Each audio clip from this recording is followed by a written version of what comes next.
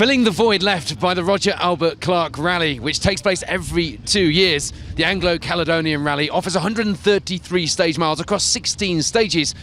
The first day in Kielder, the second day in stages in the south of Scotland. Let's rewind the clock as the cars arrive back here at Lockerbie at the finish and just relive this epic rally adventure.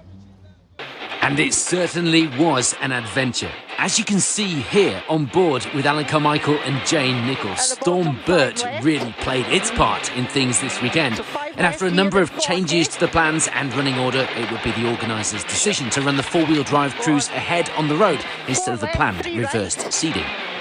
Not many would disagree this was a good move, allowing the more powerful four-wheel drive cars to help clear the way for those with a little less grip and horsepower. But of course, for Alan Carmichael, it meant running first on the road, a daunting prospect, particularly being told just before the rally started.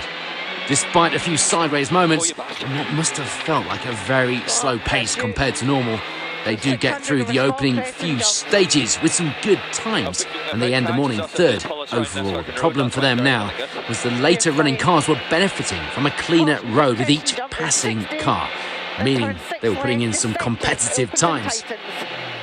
Not least this man, Tim Kirvard-Rogers, Stefan Arndt alongside, returning to the stages after a long time away. And he must surely have felt like the WRC was calling. A combination of those cleaner lines and some brave driving would see them leading the rally overall after stage 2. And that would be a theme of the results on those opening snowy stages. Walter Henderson and Jim Kinlock lying in second. They were just trying to keep it on the track, but that caution was paying off. Matthew Stroud and Josh Carr commented that they had never driven so slow.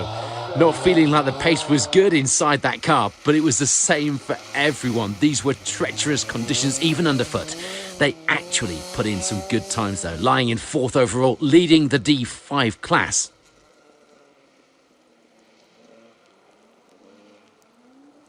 This was only the 3rd event in an escort for David Henderson, with Will Atkins alongside for the first time. A baptism of fire for sure, but they lead the G2 class and from 5th overall. Who needs a Rally 2? There was some early attrition though. We lose Ben Friend and Cliffy Simmons early on, before they pass a camera in fact. They can be seen here from on board with Alex Waterman. Flat right and 5 left of a crest.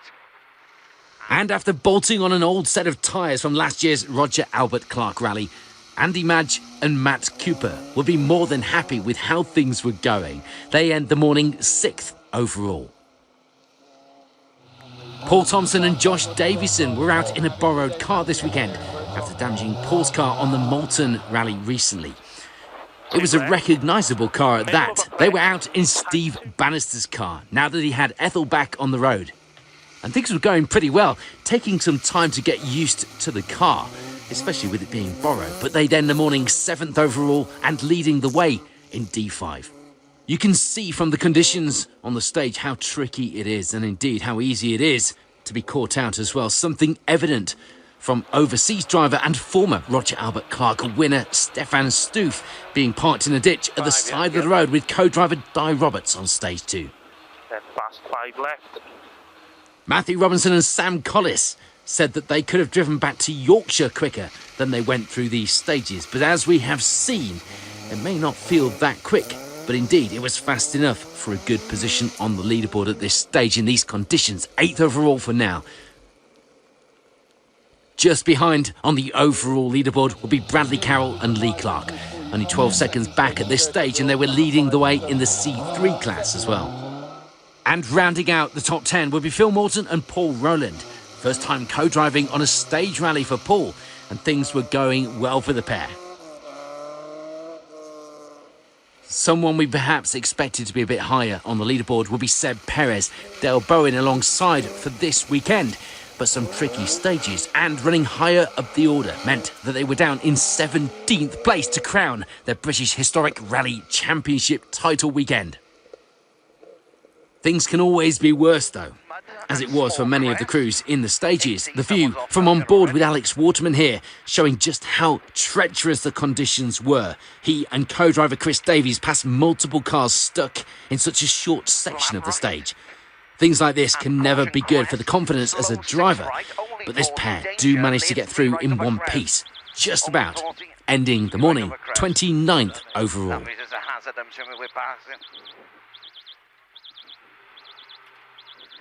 Right over crest, there we go, down, 14, 3 right, 14.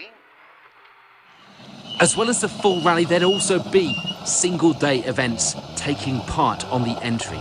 And in the Anglo rally, it would be the lead for the Subaru pair of John Bannister and Emma Clark. They were finding things tricky and would be glad to make it to the end of the first few stages. John McElwraith and Heather Grisdale were playing the survival game, but even that was still looking pretty good. They pass a crew in this loop, working their way into second place over the morning stages. And there were some great times on the board as well for Barry Lindsay and Caroline Lodge. Loving being back in these forests after early memories of a day off school to marshal on the RAC rally. They lie in third place for now. After a tough day for all of us, it was onto the evening stages and darkness had descended. For Alan Carmichael and Jane Nichol, it would be first overall now, and, of course, in the class. It was still slippery out there, but now they also had the fog to deal with, causing them a trip into a ditch at one point, but they got away with it. It would be a great comeback drive for Seb Perez and Dale Bowen. They move into second place overall now, commenting that stage 4 was the hardest stage that Seb has ever driven. But with the BHRC being a point-scoring round per day, it will be job done for another maximum score on today's round. Paul Thompson and Josh Davison were going well now. They were also having to deal with the same conditions as everyone else, still finding things just as slippery as well. And that thick fog was stopping them from seeing where they were going. But with some expert co-driving inside the car, it meant that they could push and take plenty of time back, even passing 2 crews in the 4th stage of the day to take the D5 class lead for now. And one of the crews that Thompson passed will be David Henderson and Will Atkins, struggling in the fog, unable to commit without ending in disaster, and deciding that discretion was the better part of valour for tonight. They lie in 4th place for now though, leading the G2 class. For Matthew Stroud and Josh Carr, it would be second in their class, the pair pushing the Escort as best as they could in these conditions. It would be nice to go faster, of course, but just not worth the risk. They lie in 5th overall. Sadly for Tim Kirvan-Rogers and Stefan Arndt, they were unable to keep hold of that lead.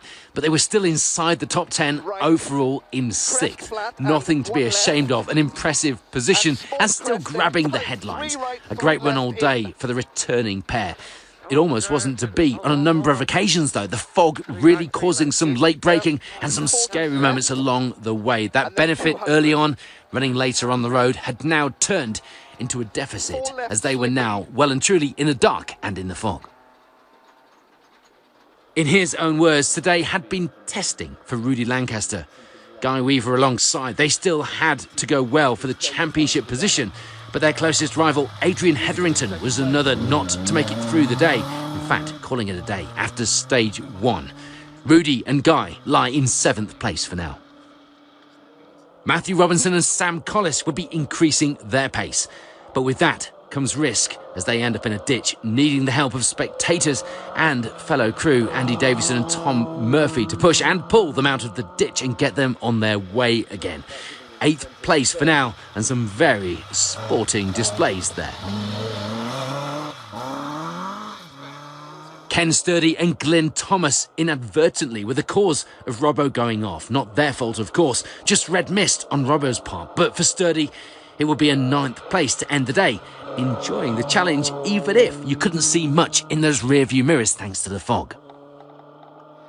And rounding out the top 10 now were Walter Henderson and Jim Kinlock. Sadly for them, moving down from that 2nd place into 10th position with some time lost over the day's stages. While the crews in the two-day rally Anglo Caledonian may be getting some sleep ahead of more miles tomorrow, the Anglo rally crews could relax as they end the event after today's stages, and taking third place overall in this one will be Barry Lindsay and Caroline Lodge. It was all change in the leading positions as well, with previous leaders after stage 2, John Bannister and Emma Clark, having to settle for second by the finish. It was still a strong result though. But all that means it's a move up to the lead for John McElwraith and Heather Grisdale, and they'd be happy with that. Victory with just over 3 minutes to spare behind them in the fog as well. So at the end of the first day of competition, and one of the most grueling days many of us can remember, fair play to the organisers for some very swift and very good decisions. The leaderboard in Rally Anglo Caledonian is shaping up like this. On to day 2 for those who made it, and a few changes, not least the weather, which as you can see is not snowy, icy or indeed foggy. But the other change would be the addition of the Caledonian Rally, the one-day event playing host to the Scottish Rally Championship, among other local series. And leading the way in this rally will be Mark McCulloch and Michael Hendry. They'd be a little scruffy in places and would go off the stage as well at times, but overall the times were looking good and they lead the way on the first half of the event. Ian Forgan and Chris Lees would be a little too cautious in places, but they were still going well and, most importantly, enjoying their adventure here on the Scottish stages to lie in second place overall for now. Not too cautious either, it seems. An overshoot would lose Jock Armstrong and Owen Patterson some time in here, and sadly the car wouldn't restart right away, losing valuable seconds as they ticked away. They'd get it going again eventually with some time lost. However, with problems around them, that means it didn't actually affect their position on the leaderboard as much as it could have done. They lie in third. Closest to them on the times, and it would be close on the stage where Jock went off as well, because John Wink and Jack Bowen went off themselves as well, suffering a bit of cosmetic damage, but they get away with it to still lie in fourth overall. Tricky and technical were words used by Stephen Petch and Michael Wilkinson to describe these stages, as well as some lack of grip in places. They were going well though, if not a little too cautious early on, but they could see where the speed could be made up in the next loop. Greg McKnight and Harry Marchbank were also finding things slippery in places. But they have more reason than most to think that, being two-wheel drive at this point on the leaderboard, and indeed the fastest of the two-wheel drive crews so far as well. Paddy Munro and Andrew Stevenson were enjoying their morning on the stages. They were going well to lead the way in Class K. And you can bet that after seeing the conditions people were reporting yesterday, they'd just be glad that they were only doing the Scottish stages, and that remarkably, the sun was shining. Scott Peacock and Stephen Brown were enjoying these stages as well. Stages that they often do on the Scottish Rally. But that, of course, usually takes place in July and is often dusty, a contrast to this weekend for sure. But things were going well as they lie in 8th overall. Simon Hay and Callum Jaffray, meanwhile, would be finding the smallest patches of ice in the stages. A tricky start to the event, but they knew they just needed to get to the finish. And rounding out the top 10 would be the escort of Gordon Morrison and Ian Parker, second in the class as well, so they'd be more than happy with that start to the day. On to the second half of the day for the Caledonian Rally, and a quick look at who came out on top of the classes on this Scottish round. And in the D4 class, it would be victory for Darryl Denning and Alex Lewis, who finished in 27th place, inspiring us all in that Volvo. Just one place ahead on the overall leaderboard will be the B2 class winners Ian Patterson and Mike Dixon in the Micra, the only finishers as well in the class. And in Class I, it will be the MG3 of Niall Cowan and Chris Wareham who take the class win, the pair also lying in 23rd place overall. The D3 class would be close, and it would be Mike Phillip and Laura Dawson coming out on top, taking victory by just 25 seconds. In Class J, there'd be just the one finisher, so that would be Scott Gawley with Connor Gardner in the Peugeot 205. And the H1 class would see the well-driven Hillman Avenger of David McLeod and Eamon Boyle taking the number 1 spot by the end of the day in the class. Donald Peacock and Mari Riddick will be the only finishers in the D5 class, so they take victory in the class and a very strong 13th overall finish as well on the leaderboard. We're on to the top 10 then, and some of the overall finishers as well as the remaining class positions. And it would be 10th overall for Simon Hay and Callum Jaffray, sadly slipping down a position close to the end of the rally. And taking that 9th spot from them would be Gordon Morrison and Ian Parker, the escort pair back on gravel and finishing the event and their season in 9th place overall, 2nd in Class L. Just ahead of them would be the Evo 7 of Johnny McKay and Rachel Matheson, the pair also taking 3rd in Class M today. And it was the slightly newer Evo of Scott Peacock and Stephen Brown taking 7th place overall on today's stages.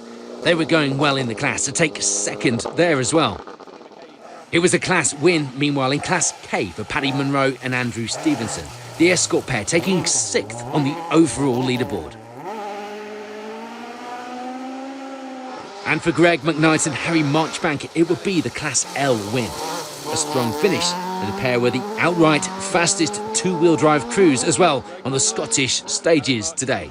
Former BTRDA champs Stephen Petch and Michael Wilkinson were enjoying the increased grip in the afternoon. Their first time, it felt like a regular rally for them. They have a good run to take 4th overall. Despite a big push and a strong performance early on, it wasn't victory for Jock Armstrong and Owen Patterson like it looked like they were headed towards. But of course, they are never the only ones wanting victory, and it has been a big fight on the stages for the Caledonian crews today. They take the Class M victory, rounding off the podium in 3rd overall. John Wink and Jack Bowen were putting in some good times to end the event with 2nd. A big push and a big fight back as well, climbing up onto the podium into the afternoon to take that result, but missing out on the top spot by 15 seconds. It could surely have been a different story had it not been for their earlier misfortunes. But taking the victory will be Mark McCulloch and Michael Hendry. The times were good right from the start of the day, and things had gone to plan as well, as much as they needed to anyway at this stage. First overall on the Caledonian Rally for 2024. So before we head back to the overall Rally Anglo-Caledonian results for the weekend, here's a look at how the results looked at the end of the Scottish round here on day 2 this weekend.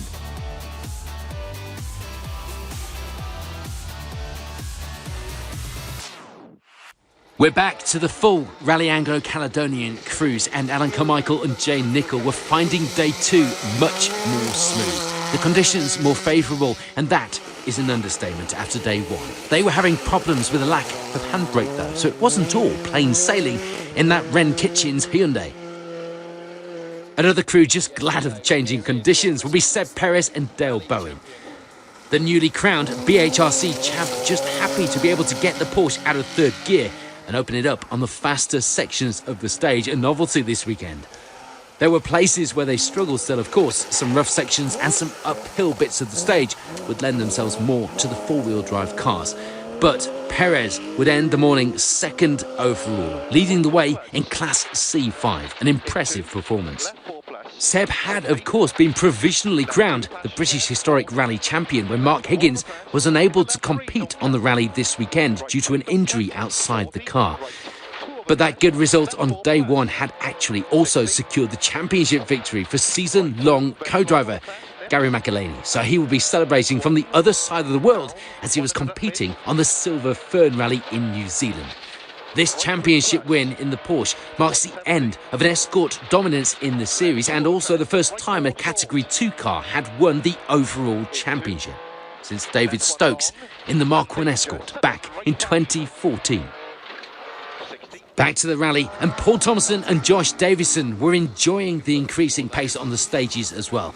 But it did also highlight some setup issues on the car. Steve Bannister usually having the front end quite soft. They'd lent it to Paul as it was, so they'd have to get used to it over the morning loop. Third overall for now, and the D5 class lead. Things were going well on the timesheets for David Henderson and Will Atkins as well. Not so good on the stages. They get a puncture on the right rear of the car. Luckily, it was towards the end of the stage. The bigger issue was the clutch pedal going to the floor. That would take some work to sort out in service. Matthew Stroud and Josh Carr woke up on day 2 feeling very tired after a grueling day 1, staring through the fog and the snow.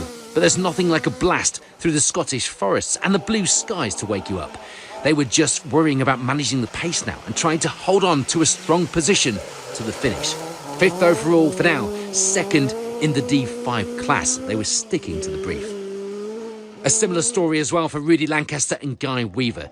They needed a good result here to claim 2nd place in the British Historic Rally Championship, and so far things were looking good for the pair. They end the morning 6th.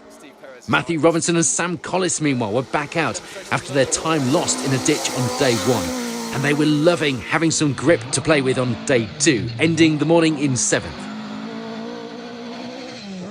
Ken Sturdy and Glyn Thomas were increasing their pace now as well. Just one icy patch on this stage that was catching a few people by surprise, but there were no issues to report. Sturdy ends the morning in 8th place overall. 9th at this stage will be Walter Henderson and Jim Kinlock. They were also leading the way in Class L at this stage as well.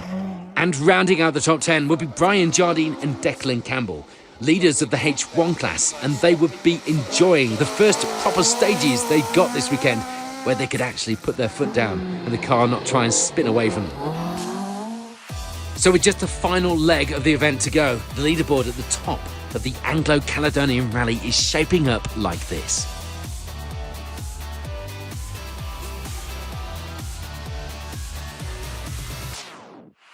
On to the final stages and the final miles of an epic rally weekend, and a quick look at the class finishers.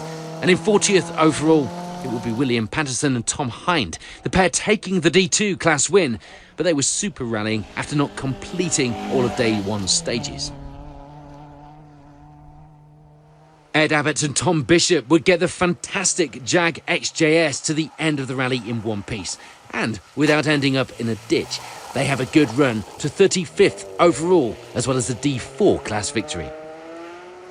And Dylan Fowler Bishop and Dan Evans would be another crew super rallying on day 2 after a less than ideal opening day. They did manage a few times on the first day, but at the end of the rally, the Class I win was all that mattered.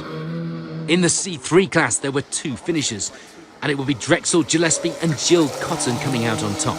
The weekend had been testing for sure, and the class was decided by just over a minute and a half. James and Jack Brady will be the only ones in F2. They'd end the event under Super Rally after stopping in the last stage of the opening day. The times on day 2 though were better, and they take that F2 class victory from 24th on the overall leaderboard. Bart van Dienik and Egbert Corvert make the trip over from the Netherlands, this time in an Evo 10. Their first time in the car was yesterday in the snow, so it was a baptism of fire, even if they had four-wheel drive. They were enjoying their weekend though now with the stages clearing up, and would take the Class M victory even though they were running under Super Rally for a couple of missed stages in the evening on day 1. Alex Waterman and Chris Davies would keep out of trouble in the Datsun, bringing the variety and ending the rally with the Class 2 win. They go well, taking victory by almost 4 minutes and ending the rally 20th overall as well. And after a good run on day 1, it would be a strong finish for Andy Madge and Matt Cooper. They take the E1 class win, but slip down the order a little on day 2, finishing in 18th overall. For Douglas and Graham Menzies, meanwhile, it would be victory in the D3 class. The Escort pair ending the event with 15th overall as well. And despite a number of problems throughout the weekend and helping fellow competitors out of ditches, it would be victory in Class L for Andy Davison and Tom Murphy. They weren't always in the lead of the class and probably never expected that result, but they end the rally 11th place overall as well. So we're on to the top 10, hard fought as it has been this weekend in these grueling and very varied conditions. And it will be a good finish for Eddie Lewis and Sean Cunniff, moving up into that position through the afternoon stages. Ken Sturdy and Glenn Thomas held on to a good pace for the rest of the day, ending the rally 9th overall, 2nd in G2. There's no change in the H1 class for Brian Jardine and Declan Campbell. They gladly get to the finish of the rally with that class win, taking 8th on the overall leaderboard as well. For Matthew Stroud and Josh Carr, it would be 4th place in the popular D5 class. They were a good way ahead of the crew behind, though, in that 7th place overall. 6th place wasn't exactly the weekend that Matthew Robinson and Sam Collis had in mind when they came here to the north of England and Scotland, but it was certainly a good end to the event for them. Sadly, their day had finished off with the last stages in the dark, which was not something that they enjoy. Still, 6th overall, 3rd in the class was a strong finish, and they'd had something of an adventure. Rudy Lancaster and Guy Weaver do enough this weekend to ensure that they take 2nd in the British Historic Rally Championship behind Seb Perez and Gary McElhaney, both driver and co-driver, and that would be the best result of the weekend for the pair for sure. But taking 5th overall and 2nd in the D5 class was a good way to finish their season on a high as well.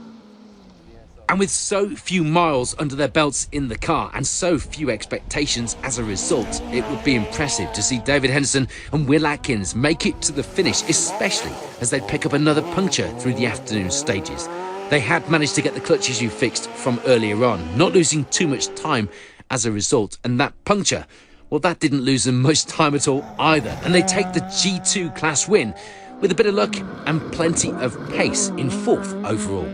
Paul Thompson and Josh Davison, meanwhile, weren't taking any silly risks through the afternoon stages. They just wanted to get to the finish now. Holding on to that 3rd place was a bonus. They take the final step on the podium, as well as the D5 class win. And it was a really strong end to the weekend and a championship winning season for Seb Perez. Dale Bowen alongside. Of course, that championship was already in the bag, but to come away with 2nd overall behind a Rally 2 car on such a tricky event was not only a great feeling, there was a lot of impressed faces in the service area at their return to the finish. A perfect end to the season for the Porsche crew. But taking victory would be this man, Alan Carmichael, Jane Nicol alongside. They'd worked hard for this. They'd had a much better feeling in the car on the gravel of day 2 and were able to push without worrying that they would go off on every single corner. A great win, probably the biggest win for Alan as well, and a new livery on the car to show off on this epic rally. So before we chat to our rally winners, here's a quick look at how those overall results were decided here on Rally Anglo Caledonian.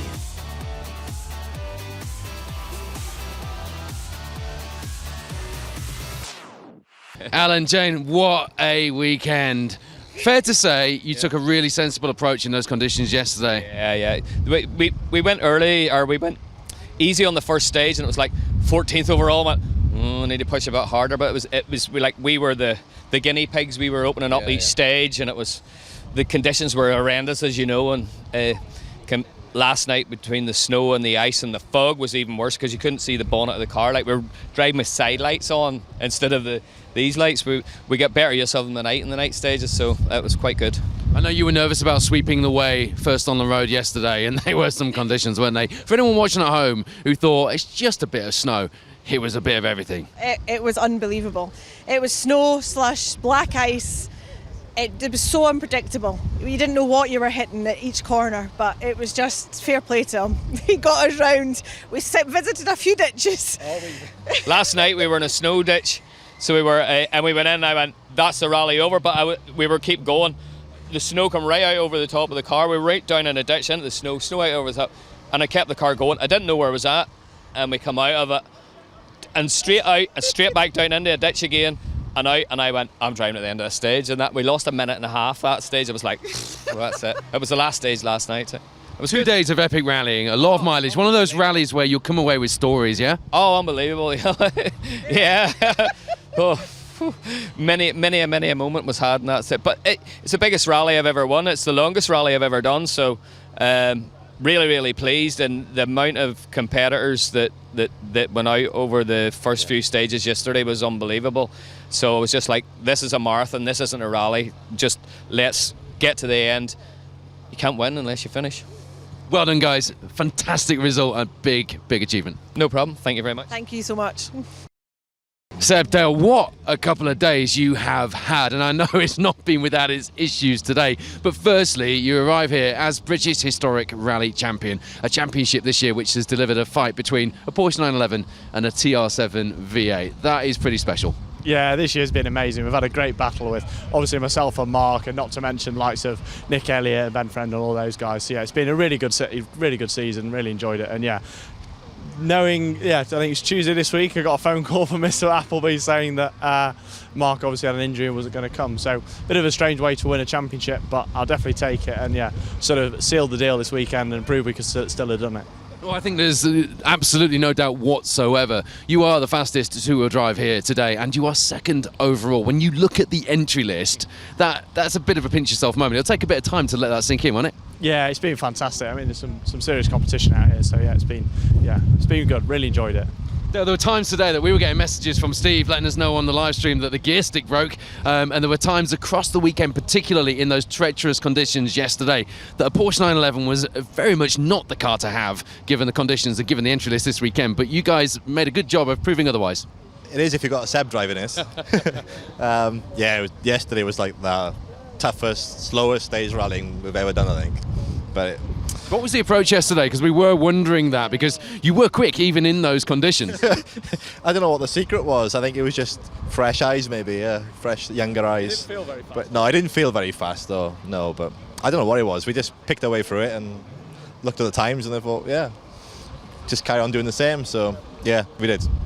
Look, I know you didn't get your championship showdown that you wanted, but you have won the championship. Does taking second place in the way that you have and being the quickest two-wheel drive car in such treacherous conditions this weekend, does that make that a little sweeter for you? Yeah, it does. Just shows that we've got the pace, and we've got something other than a Mark II Escort on the front end of the stick in British Historic Championship. Yeah, it's great. And I'm sure Mark was watching at home and cheering you guys on. Congratulations, Seb and Dale. Fantastic result for you both. Thank you very much. Cheers, Paul. Thank you, Paul. Cheers. Thanks. Paul, Josh, what a battle. How did we end up here? Can you summarise that? Well, I don't know really. I think we rolled the dice in the fog and the ice, and then took it steady today. So yeah, very steady today. But no, it was good. I enjoyed it. Well, you say very steady. When you look at the entry list, when you look at the competition this weekend, third overall on the Anglo Caledonian Rally across 14 stages it ended up being, that's incredible. Yeah, it's really good. I'm just happy to get the end, and coming out of yesterday where we were, it was just a case of managing, wasn't it? Just getting, I think we had about 4 minutes, but every stage David would kind of take a minute off for here and then would fight back a bit, but it was just maintaining it, like, so yeah. The last stage, like, it was terrible, wasn't it? Could have drove fast in the road car, I think, but it was just to get through. So yeah. You know what? Every competitor's story from yesterday is different. Everyone had a different approach to those conditions. It's not often that we get to see those conditions, less so compete in them. What was your approach to that?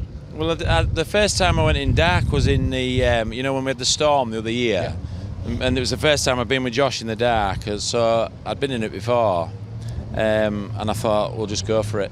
Because obviously some people don't like it, do they? And it's tricky and whatever. So we kind of rolled the dice. Got snow, ice, fog, dark. It is quite tricky. You're right. Yeah. So yeah, we did it, and he was brilliant on the notes. You need that. You need the confidence. Really good. Yeah. So and he gave me confidence. So we pushed on. We didn't think we were going quick though, but then it is what it is. It felt really slow when you were in it, but it's just it was. And today the battle really came alive again, and everyone had to be really on it on those first few stages. Yeah, and we were obviously steady. I was trying to get a pace, and I couldn't manage it, so we kept pushing, then pulling back, and it was so hard. I saw you through Twigglies. That was not steady. No, well, it was very hard to manage because you make a stupid mistake, can't you? And go off. So I was trying to push, and then David was flying, and we just kept watching his times, and then we'll have a push, then pull back, and but it was very hard to drive. you know. But anyway, we got here. One I'm sure you remember and we'll be talking about for some time. Well, that's it. It's not like a one-day rally, is it? You know, a little short rally. So you've got to try and manage it. And in the rough, we were trying to manage the tyres and the car and shafts and, you know, all that carry on. So it all adds to it, doesn't it? Well done, gents. Biggest rally in the UK. You're on the podium. Thank you very much. Thank you, thank you. It would be easy to sit here, look at that Rally 2 Hyundai and think, well, that's the car you needed for these conditions. But sweeping the road in the snow and the ice yesterday in Kielder, there was no car that was ideal for those conditions. A sensible drive, a measured drive, and he said it himself. The biggest rally that Alan Carmichael has ever won, and well deserved for he and Jane Nichol this weekend. The winners of the inaugural Anglo Caledonian Rally, ladies and gentlemen.